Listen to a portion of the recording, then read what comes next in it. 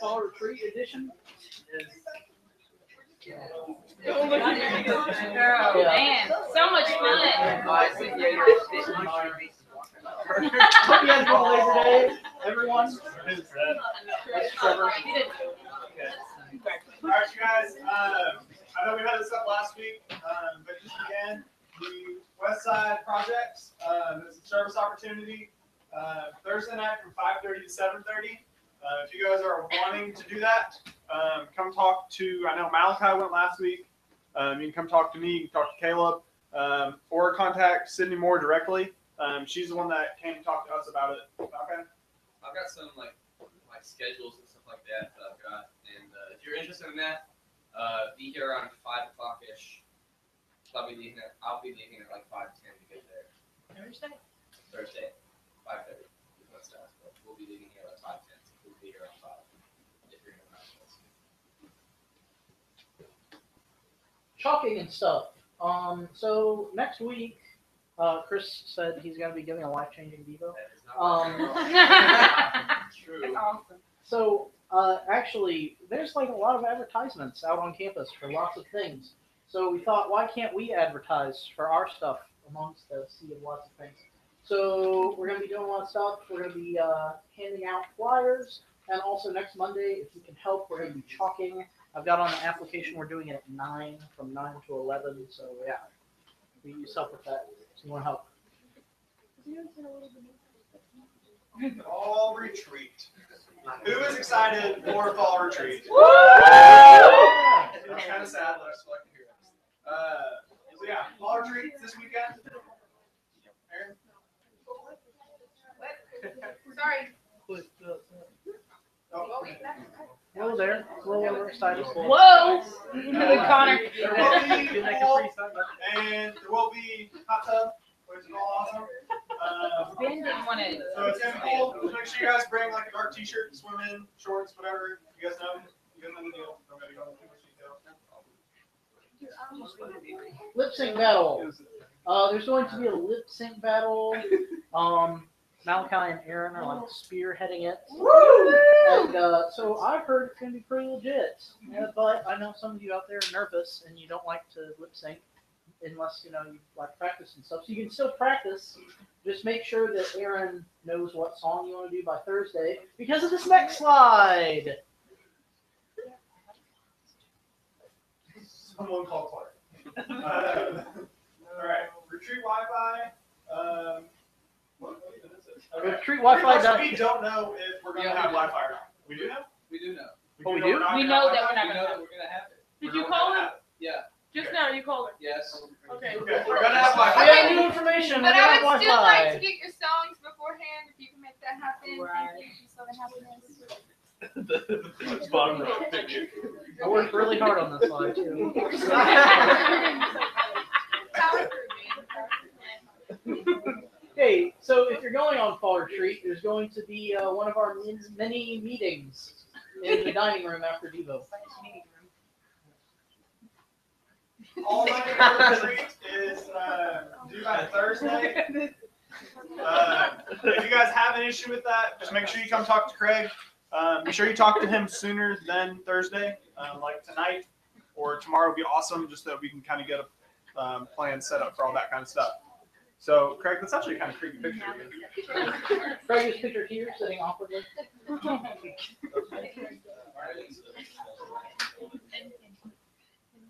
Yeah, so we're gonna have a guys retreat. Girls always go on their girls retreat, so we're gonna have a guys retreat September 25th through 26th. We're gonna do it at Harrison Bay State Park. We don't know how much it is yet, but we're like working on it all. So you can talk to us later if you want to go. There will be fire. There will be singing. There will be a lot of like hot dogs and burgers and just meat in general. Yes, Ben. Will there be Wi-Fi? No. There will definitely not be Wi-Fi. We will not be like new age camping. Like we're not gonna be watching movies. You're coming home Saturday night, so you will have time Saturday night to do homework. We're not going to be going. What? Oh, you just want to watch Netflix or something? Okay, no, we're not watching Netflix. No, go with that. Oh,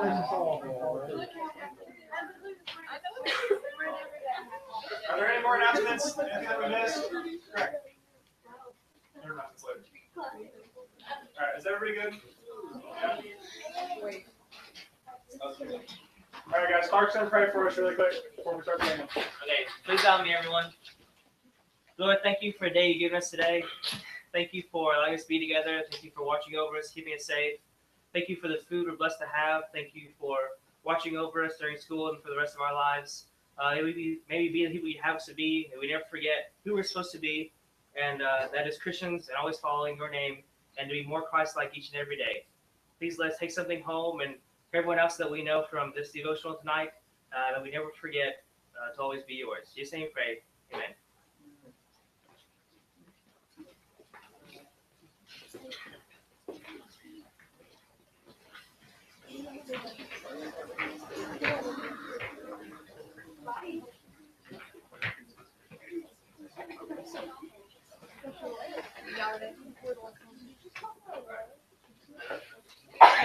One thing we ask of you, one thing that we desire, that as we worship you, Lord, come and change us.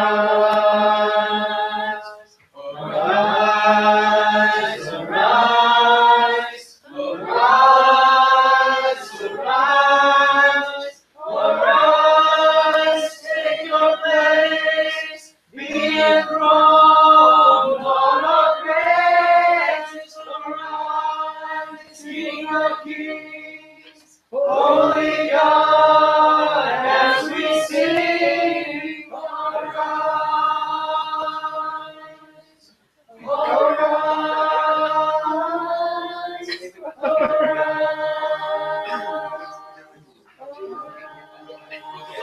Let's try it again.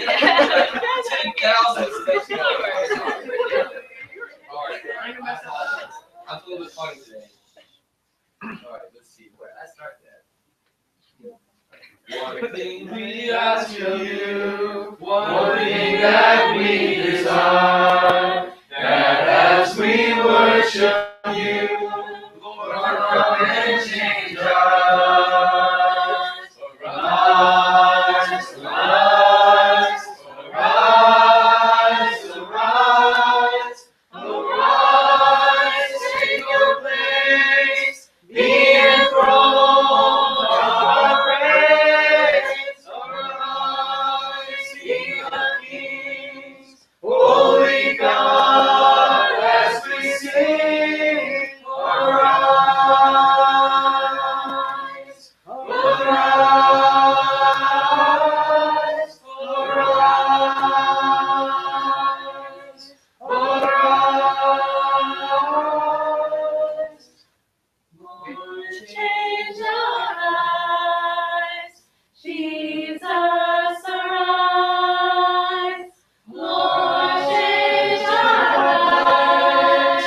Be enthroned on our praise. Arise, King of Kings, Holy God, as we sing. Arise,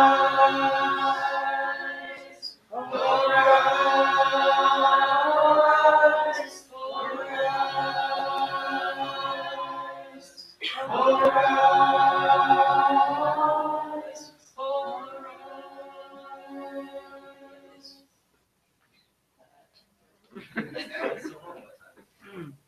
I am a sheep and the Lord is my shepherd, watching over my soul. My soul to keep guarding over me ever, watching wherever I go. When the winds blow, He is my shelter. When I'm lost and alone, He rescues me. And when the lion comes, He is my victory, constantly watching over me. He is constantly watching over me. We are His children, and He is our Father, watching over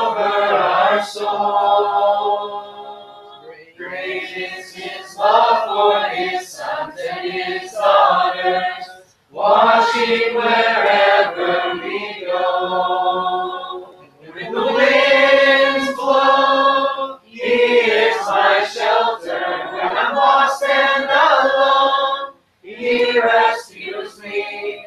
When the lion comes, He is my victory, constantly watching over me. He is constantly watching over me. And when When the winds blow, He is my shelter. When I'm lost and alone, He rescues me. And when the lion comes, He is my victory, constantly watching over me. He is constantly watching over me.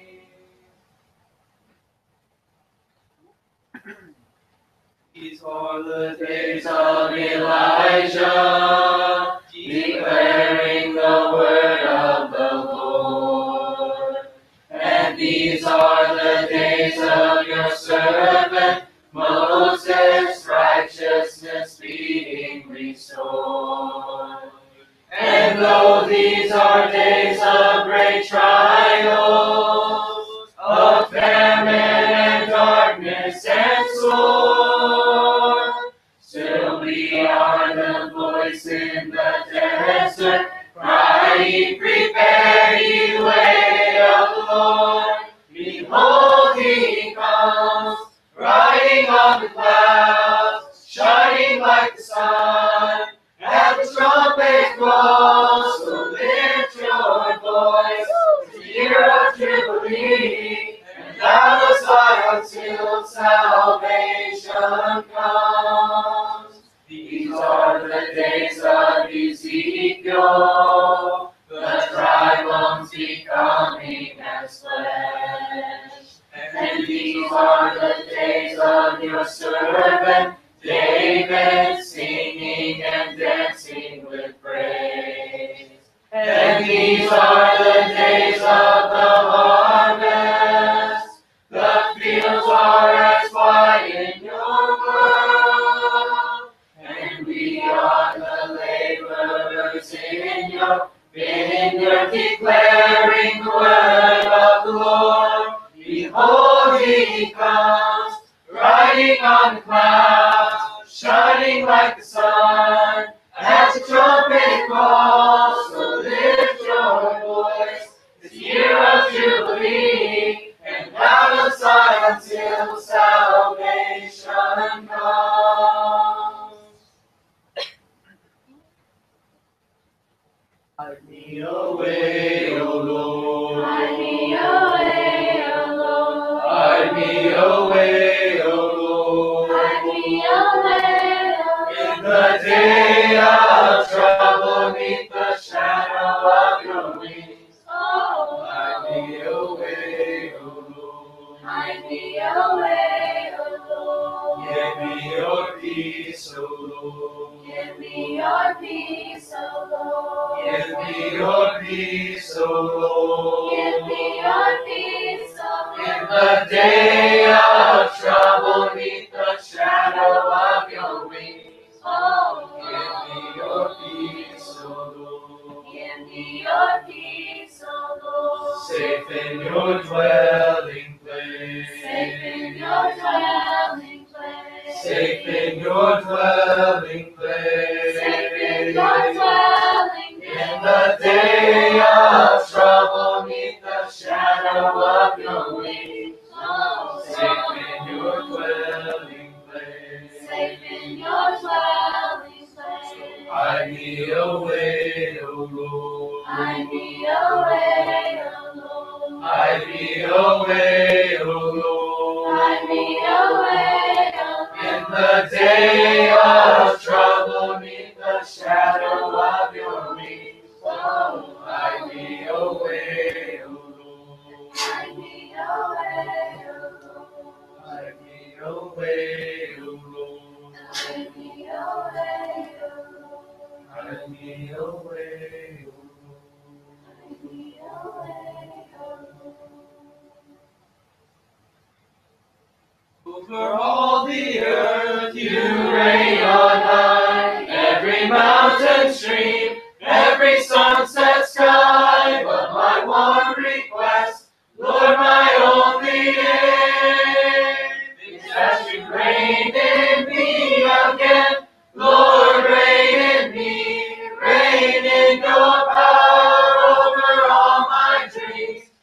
my darkest hour, you are the Lord of all I am. So won't you reign in me again, over every thought, over every word. May my life reflect the beauty of my Lord, 'cause you mean more to me than any earthly thing. So won't you reign in me again, Lord, reign in me, reign in your power over all my dreams. In my darkest hour, you are the Lord of all I am. So won't you reign in me again, Lord, reign in me, reign in your power over all my dreams. In my darkest hour, you are the Lord of all I am. So won't you reign in me again? How do you Explain, how do you describe a love that goes from east to west and runs as deep as it is wide? You know all our hopes, but you know all our fears, and words cannot express the love we feel, but we long for you to hear. So listen to our hearts, hear our spirits sing, a song of praise that flows from those who have redeemed. And we will use the words we know to tell you what an awesome God you are. But words are not enough to tell you of our love. So listen to our hearts. If words could fall like rain from these lips of mine, and if I had 1,000 years, Lord, I would still run out of time. If you listen to my heart, every beat will say, thank you for the light, thank you for the truth, thank you for the way. So listen to our heart, hear our spirit sing, a song of praise that flows from those who have redeemed. And we will use the words we know to tell you what an awesome God you are. But words are not enough to tell you of our love. So listen to our hearts.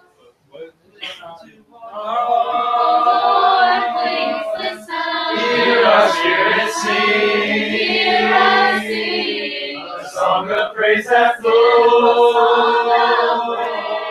from those who have redeemed. And we will use the words we know to tell you what an awesome God you are. The words are not enough to tell you of our love. So listen to our heart.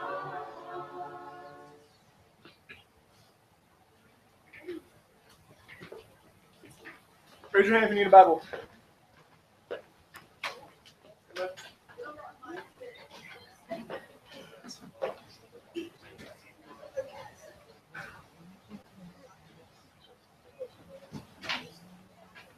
Bye. Bye. Who's that little kid? Hi.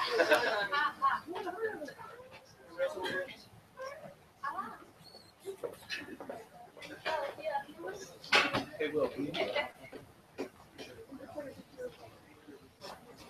else?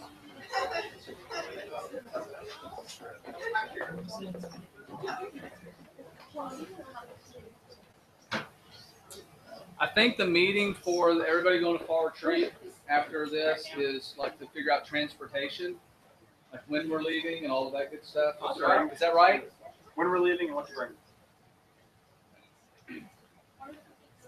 And if you know of somebody that's not here that misses the meeting, then make sure that you tell them as well. All right, tonight we're going to be in Genesis chapter 39. And I'm going to continue this thought that I've had kind of building up to our fall retreat, which is drawing near to God.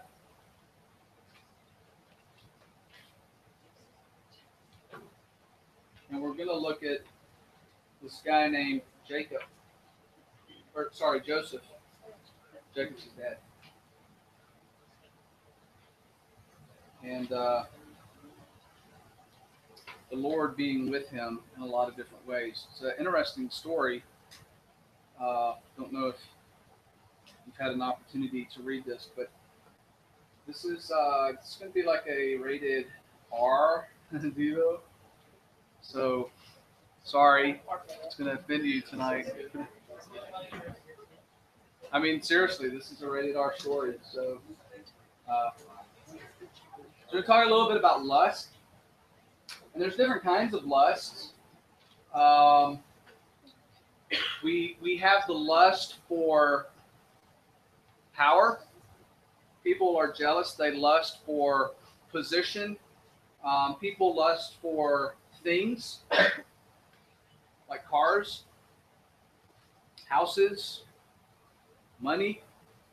And then there's the sexual kind of lust, which is what we're going to be dealing with a little bit tonight, and the part that Joseph plays in this. So let's start the story in chapter 39 of Genesis.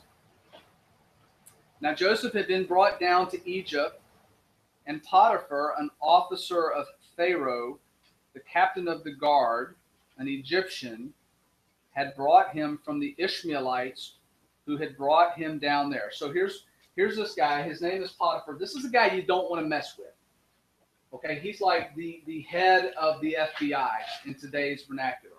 He's responsible for all of the guards that guard the Pharaoh. And back at this time, the Pharaoh might as well have been a god. So Potiphar is in charge of making sure that he has all of the guards lined up to guard Pharaoh. It's a very important position. You don't want to cross paths with this guy. He's powerful. Pretty much the second guy, as far as leadership there in this area. Okay. This guy by the name of Joseph. What do y'all know about Joseph? He had a cool coat. He had a cool coat.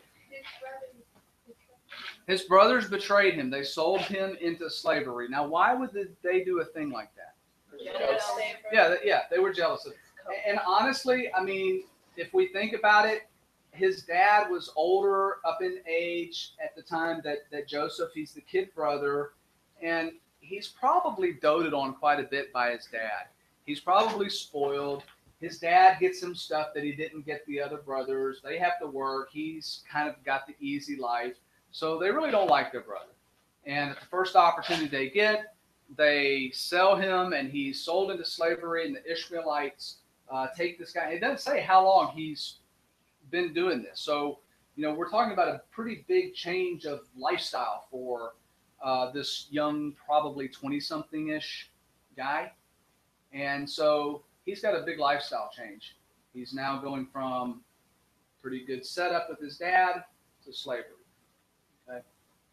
And so he makes his way to Egypt, and Potiphar goes, probably buys several slaves, and Joseph is one of the guys that gets bought.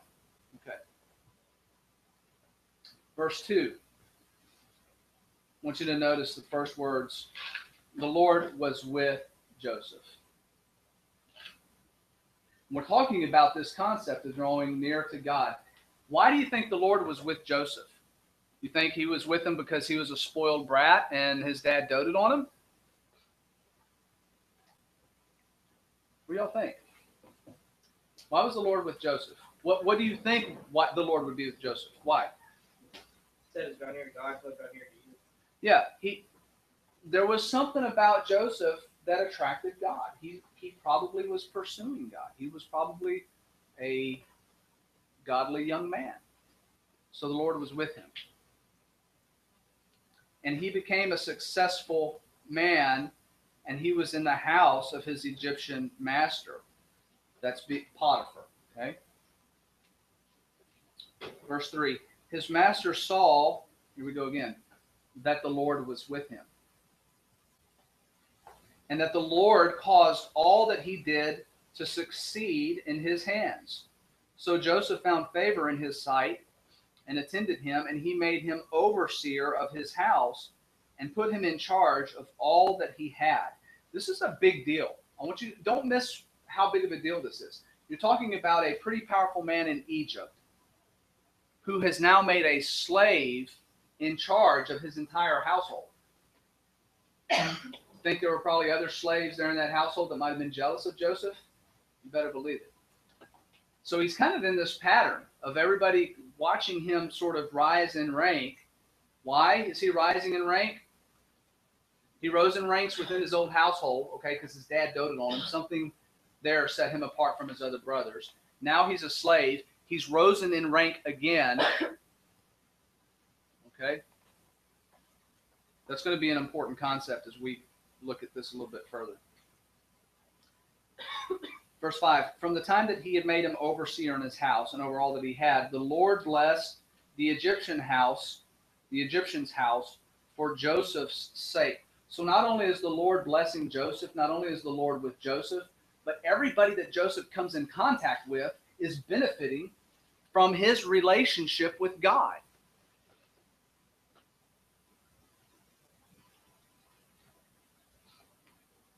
You want to have a close relationship with God? Hang out with other people that have a close relationship with God. You want to have a distant relationship with God or no relationship at all? Hang out with people that don't do this kind of stuff right here. Okay? You want to be blessed by God? Hang out with other people that are hungry for the Word of God.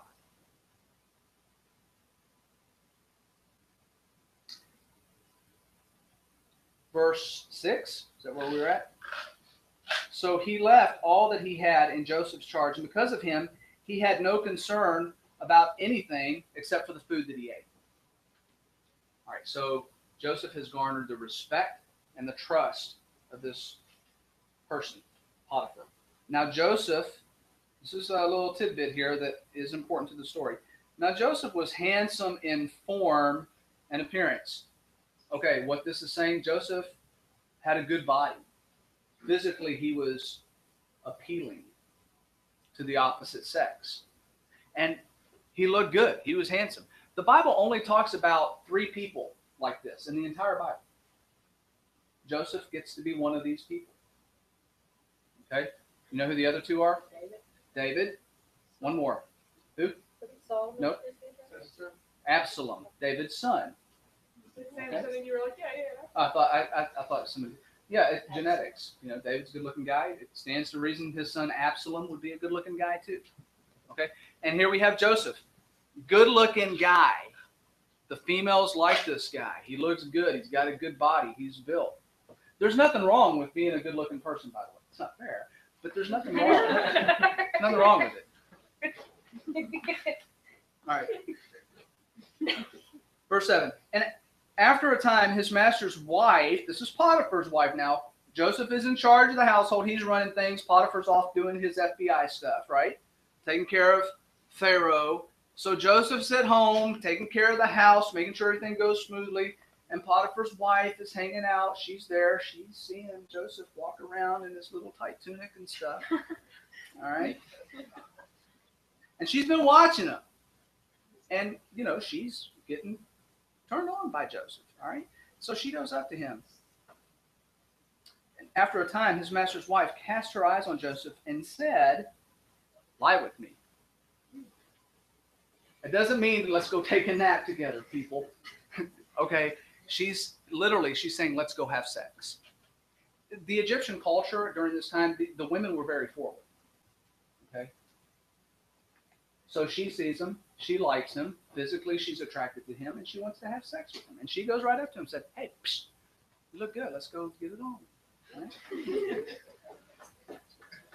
Verse 8, but he refused and said to his master's wife, "Behold," here's number 1, "because of me, my master has no concern about anything in the house, and he has put everything that he has in my charge. He is not greater in this house than I am, nor has he kept anything back from me except you, because you are his wife." Number 2, how can I do this great wickedness and sin against God? So first of all, no, I'm not going to sleep with you because A, I respect your husband. He's put me in charge of everything. I'm not going to sin against this man who has trusted me and allowed me to rise to the position I'm in. As a matter of fact, I'm equal to him in everything, and the only thing that he told me not to put my hands on is you. So I respect him, and I'm not going to do that. And number 2, the reason I'm not going to sleep with you is because I'm not going to sin against God. So he gives her 2 reasons. Okay, plain enough. Verse 10. And as she spoke to Joseph, now notice this. As she spoke to Joseph, day after day, he would not listen to her, to lie beside her, or to be with her. So picture this in your mind. David rebukes her. Nope, not going to happen. Does she give up? Now you got to give her credit, man. She's persistent. She knows the kind of guy she likes, and she's going after him. And honestly, she's probably a pretty good-looking woman herself. Okay? At his position, Potiphar would have had a pick of many, many women, and beauty was a big deal, especially for this Egyptian culture. Okay? So I don't think that Joseph's like, "You're nasty. I'm not sleeping with you." I don't think that's the reason he's rebuking her. As a matter of fact, the Bible tells us why he says no. Okay, so that's what we're going to go with. Verse 11, but one day, when he went into the house to do his work, and none of the men of the house were there, she caught him by his garment, saying, "Lie with me." But he left his garment in her hand and fled and got out of the house. Okay, this is a very interesting thing to think about. We're going to talk a little bit about human nature. We're going to talk a little bit about sexuality. Because it does not say when she finally catches him and it's past the verbal stuff. Now she's like, "You know what? I'm going to have you." And she's grabbing hold of him now. It does not say that Joseph stood there at this point and tried to reason with her. She's literally flinging herself on him. So what is his response? What does he do? Runs. He runs. Okay, he runs. God understands our human nature. And a lot of times, as a matter of fact, I would say probably 100% of the time, when we are conflicted or when we are confronted with sexual sin, we have one way to get out of it. It's not to stand there and try to reason through this and go, "Now, I can probably withstand this temptation here. Let me think about this." No, we're toast. I mean, if we stick around being human beings, being sexual beings, we're going to fall prey to that. We're not going to win that battle. We need to look at Joseph and see how he handled the situation. Dude split. And I don't think it's because he's just some, above reproach guy that is like, so strong-willed that I think that he probably might have been attracted to her, and he realized that. And he's like, "Man, the only way that I'm going to get out of this alive without sinning is to get the heck out of Dodge." That's what he does. He flees. Y'all ever noticed? Because Joseph is in this power of position now. He's risen among the ranks. Have you guys ever noticed how success or fame or fortune or money, how it brings on all of these temptations? I mean, think about all the famous people that are out there and them falling victim to sexual sin over and over and over again. I think the first guy that pops in my mind, Tiger Woods. Y'all remember the golfer? all sorts of problems. You know, his fame, his fortune, that stuff attracts these people. Good-looking guy, successful, powerful. It attracted the women. They came after him.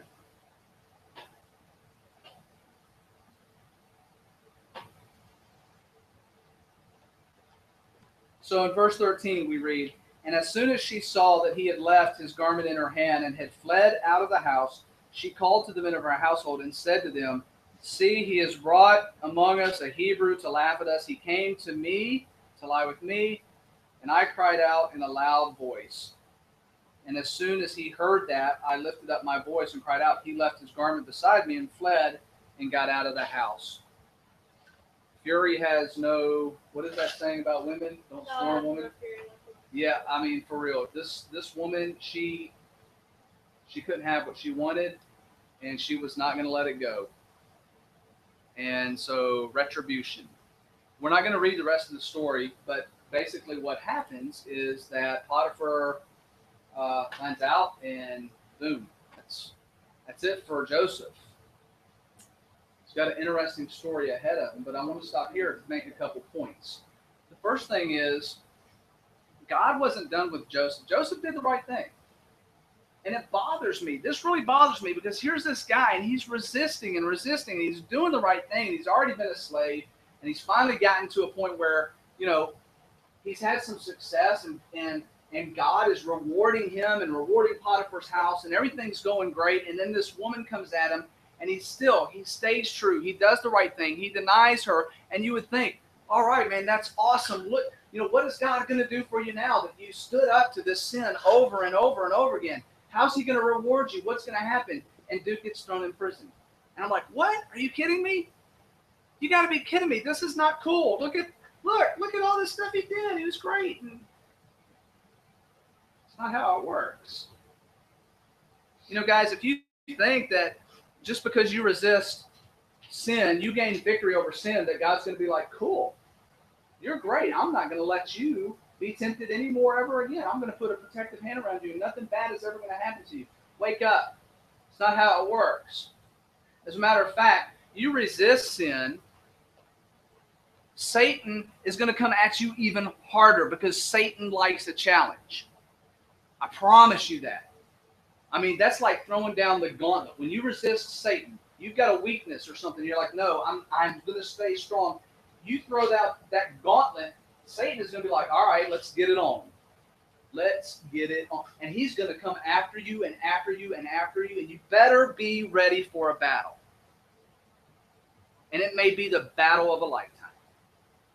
Because Satan likes nothing more than to tear the mighty down. Satan doesn't care about some hobo out on the street that's already so drunk in sin. And no, he wants to go after the righteous people. He wants to bring them down. Because if he brings down the mighty, the people that have resisted, what does that look like to the rest of the world? What happens every single time you see some, good person out there, like a preacher, okay? How many of you guys have seen preachers that have been caught up in adultery? The damage that does to the church is just, it's huge. Satan knows that. He goes after those people. So I think there's some really great lessons in this first part of chapter 39 of Genesis about Joseph that we really need to think about and challenge ourselves in this walk that we have with God to draw near to him, to understand first and foremost that sin, temptation, is going to come our way, especially as we work to draw near to God. And you want to know what? If we go out there by ourselves and we're like a loner, and we're like, you know what, I can do this on my own, it's going to be really hard. That graph I showed you guys yesterday, as we draw near to God, what happens with the other people as we're drawing near to God? We get closer to them as well. There is something magnificent about socializing yourself with other Christians. It's a gift from God that we have. That when we feel ourselves come weak, we don't have to do it by ourselves. I mean, we're all just a phone call away. or a text away or whatever. I mean, it takes a second, and that second could save you from getting tripped up, and you don't know where that one trip is going to lead. And a lot of us delude ourselves, and we think, you know what, I can trip once, and it's cool, I'll bounce back or whatever. And then the next time we trip up again, and we're like, we maybe bounce back, but not quite back to where we were to begin with. And how many times that we get tripped by Satan until the point that we are completely removed from God?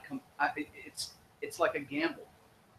So which trip is it going to be that gets you so far out of line?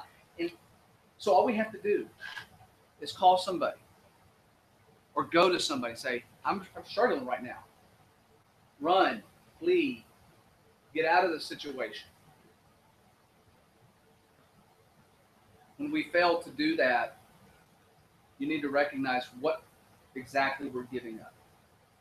And that's an opportunity to put another nail in Satan's coffin and to secure ourselves in that walk with God closer and closer every time we do it. And Joseph, he demonstrates this. And I hope you guys will take the opportunity to read the rest of the story, because God has other plans for Joseph. And it's an awesome story. You know, you guys like those revenge movies? You know what I'm talking about? Have you seen the Taken movies? I probably shouldn't like those kind of movies, but I do. It's that whole revenge thing. It's like, yeah, because they deserve, the bad guy so deserves, you know.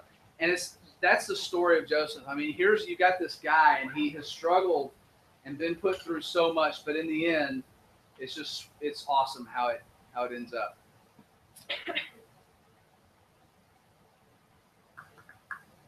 That's all I've got for tonight. Caleb, why don't you close us out with a prayer, and then we'll do a circle song, and we'll be done for tonight. Just remember, after we finish our song, those of you that are going on retreat, we're going to meet back in the dining room. Please. Dear Father, thank you for this day. Thank you for the time we have to come together and fellowship. Thank you for the friendship and fellowship we have here. Please be with us and guide us as we go throughout the rest of this week. Please help us to do well in school, and please just help us to do our best. Please be with us and guide us. Please help us as we go on retreat this weekend to take something away from that. Help us to grow closer as friends, but also help us to grow closer. Thank you for everything that you've given us. First of all, your Son. Please forgive us from any sin. In Jesus' name we pray. Amen.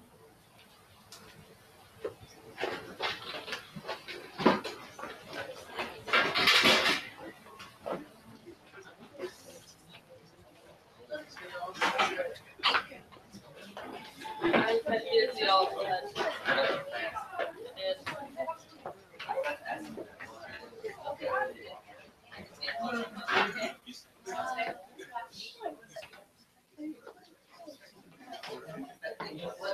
I will. Take your those legs.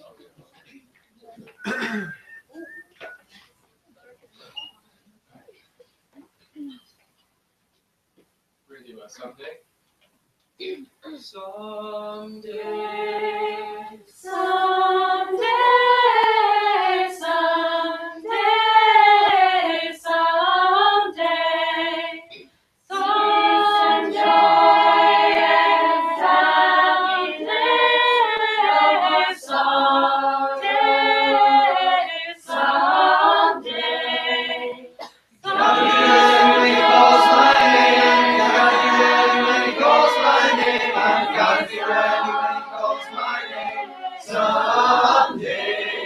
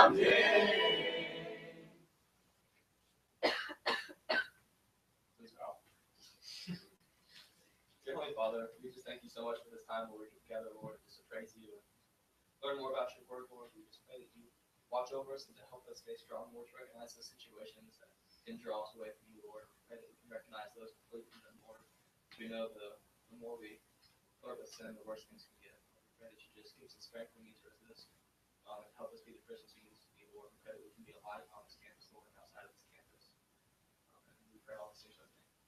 Amen.